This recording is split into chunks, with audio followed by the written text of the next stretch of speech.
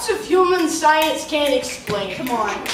We know the mechanics of organs and which way the blood flows. We know the reactions of taste buds and typical functions of organs. The scientist likes to think that in time he will know everything.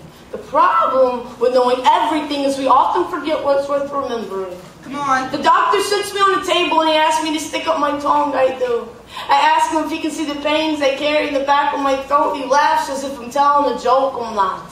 I got Basquiat, actually been going Da Vinci, so when I laugh, I taste the brush strokes.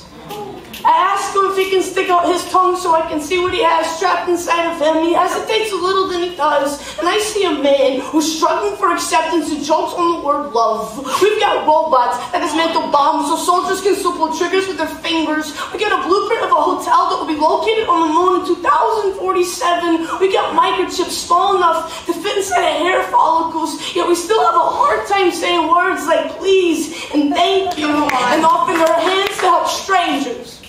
I go to my psychiatrist to try to explain to her what I'm feeling, and all she wants to do is prescribe me a pill to take that feeling away. I sit there silent, hoping not to interfere with the tambourines and trumpets being played in my head. She's staring in my eyes, and I hope that she can see my insides dancing, but I can tell by the sigh in her face that she hasn't danced in a much longer time. Come on. This is what we are creating. A world where the living and breathing are depending on inanimate objects that only move because they got buttons and batteries when we have hearts. I go to college to make sense out of this, to find the formula that can save us. When my professor taps me on the shoulder and asks me to raise my head from my desk and quit sleeping, I tell him, I'm not sleeping, I'm dreaming, mister.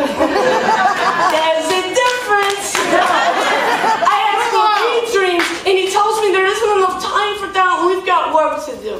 So I get out my pen and my paper and I draw in when I dream. It's people who sleep in rain clouds, who pass out more smiles than business cards, who can find the beautiful and the broken things. It's people who can speak every language so we can better understand each other. While the kids in my class raise their hands so excited, they speak of satellite radios and plasma screen TVs that'll help us see things more clearly. When this world that we're living in is far more foreign to me than Pluto's moons with the idea of being a queen, it seems that with every great adventure we make, we're taking something more important back, like we're trying to prove to ourselves that we're smarter than monkeys and apes because we can build skyscrapers and send rockets to space. To each his own is our motto, and since this is the case, I would like the aliens to come and attack us today. Because only then do we unite as one world.